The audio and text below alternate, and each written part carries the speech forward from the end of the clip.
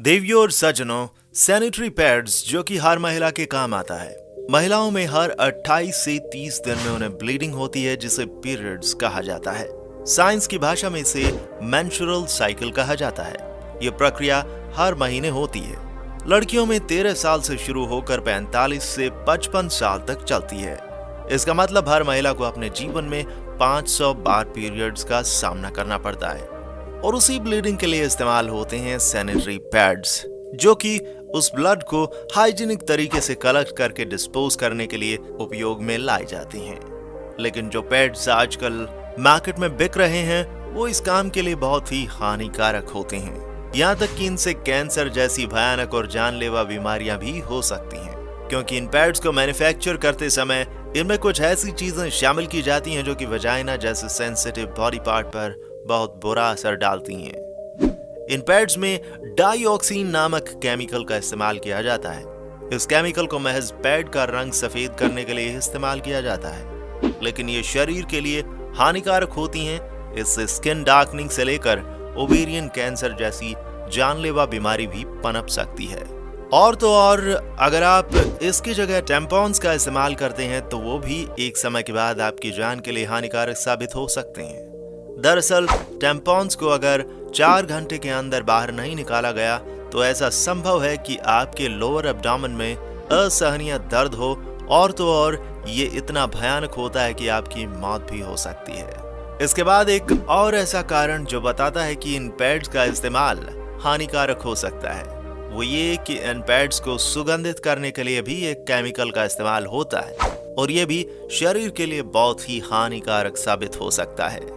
और तो और ये पैड्स हमारे एनवायरनमेंट के लिए भी बहुत हानिकारक होते हैं, क्योंकि ये इतनी आसानी से डिस्पोज भी नहीं होते हैं। कुल मिलाकर ऐसा कहा जाता है कि इन पैड्स के फायदे कम और नुकसान ज्यादा हैं। तो अब करें क्या, क्योंकि इसके अलावा तो और कोई विकल्प है नहीं। विकल्प ये है कि अगर ऐसे पैड्स का निर्माण किया जाए जो कि प्राकृतिक प्रक्रिया या प्राकृतिक तत्वों से बने हुए हों, तो वो इस चीज में काम आ सकते हैं। और ये काम करके दिखाया है हमारे भारत के 2 विद्यार्थियों ने। अर्चित अग्रवाल और हैरी सहरावत IIT दिल्ली के इन 2 विद्यार्थियों ने एक ऐसे सैनिटरी पैड का निर्माण किया है जो कि बायोडिग्रेडेबल होने के साथ साथ रीयूजेबल भी हैं। उन्होंने इसको बनाने के लिए बनाना यानी केले के फाइबर्स का इस्तेमाल किया है, जो कि पूरी तरह से प्राकृतिक है। इन पैड्स को आप धोकर करीब 2 सालों के लिए यूज कर सकते हैं। क्यों, है ना कमाल?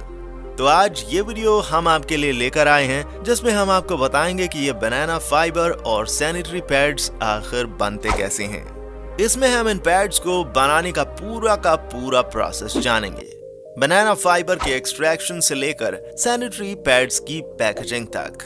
तो चलिए आगे बढ़ते हैं इस वीडियो में, और शुरू करने से पहले आप वीडियो को लाइक कर दें, और अगर चैनल पर नए हैं तो चैनल को सब्सक्राइब करना भी बिल्कुल मत भूलें।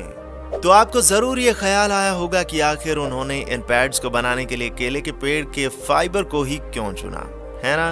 तो हम आपको बताते हैं कि ऐसा है क्यों। भारत दुनिया का सबसे विशाल देश है अगर हम केले की खेती की बात करें तो। दुनिया में और कोई देश इतने केले नहीं उगाता जितना कि भारत, और हद से ज्यादा उपज के कारण वेस्टेज भी बहुत होता है। तो इसे देखते हुए उन्होंने इसी मटेरियल का इस्तेमाल करने का फैसला किया। एक तो इसका वेस्टेज नहीं होगा और विमर हाइजीन का भी एक बेहतर उपाय मिल जाएगा। एक तीर से 2 निशाने। तो जैसे ही पेड़ों पर लगे केले पक जाते हैं, उन्हें तोड़कर उनके तनों को काटकर अगली फसल के लिए जगह खाली कर दी जाती है। अगर इनका ये इस्तेमाल नहीं किया जाता तो किसान इन तनों को नहर के आसपास गाड़ देते हैं, जिससे किसान को काफी दिक्कत का सामना करना पड़ता है। लेकिन इन दोनों के इस क्रांतिकारी उपायों ने इन दुविधाओं को दूर कर दिया है। अब इन कटे हुए तनों को इकट्ठा करके ट्रकों में लोड करके फैक्ट्री में लाया जाता है, और अब बारी आती है इन तनों को फाइबर्स में बदलने की। इसके लिए फैक्ट्री में ट्रेन्ड वर्कर्स लगे हुए होते हैं। इन तनों को फाइबर में तब्दील करने के लिए पहले स्टेप में इसे 2 समान भागों में काटा जाता है, लेकिन अब भी ये बहुत मोटे और बड़े हैं, इसलिए फिर से इन तनों को परत दर परत अलग किया जाता है, और अब ये टुकड़े मशीन में जाने के लिए बिल्कुल पर्याप्त साइज के हो जाते हैं। और इसीलिए बिना और समय गंवाए इन तनों को मशीन में डाल दिया जाता है। ये मशीन इन मोटे तनों को पतले और बारीक फाइबर में बदल देती है। इसके बाद इन फाइबर्स को वर्कर्स हाथों से धोते हैं और धूप में डाल देते हैं सुखाने के लिए। और जब ये फाइबर्स बिल्कुल अच्छे तरीके से सूख जाते हैं तो अब बारी आती है इनको छोटे भागों में काटने की, जिससे इनके द्वारा पैड्स बनाने में आसानी हो। तो इसके लिए वर्कर्स एक मशीन का इस्तेमाल करते हैं जो कि इन फाइबर्स को एक नियमित लंबाई से बराबरी से काट देती है। लेकिन अभी भी ये पैड्स बनाने के इस्तेमाल में नहीं आ सकते, क्योंकि ये फाइबर्स पैड्स बनाने के लिए अभी काफी रॉ हैं। इन फाइबर्स को अभी और सॉफ्ट और फ्लफी बनाया जाएगा, और इसके लिए जिस प्रक्रिया का इस्तेमाल किया जाता है वो एक जादू है। ये हम नहीं, ये लोग खुद कहते हैं। इन फाइबर्स में कुछ अन्य नेचुरल फाइबर मिलाकर रुई जैसा मुलायम बना देते हैं, और ये चीज ही इन सैनिटरी पैड्स का वो हिस्सा है जो ब्लीडिंग को अब्सॉर्ब करता है। फिर इसके बाद बारी आती है इनकी अलग अलग लेयर्स यानी परतों को असेंबल करने की, और ये सारा काम किया जाता है यहाँ काम कर रही महिलाओं के द्वारा।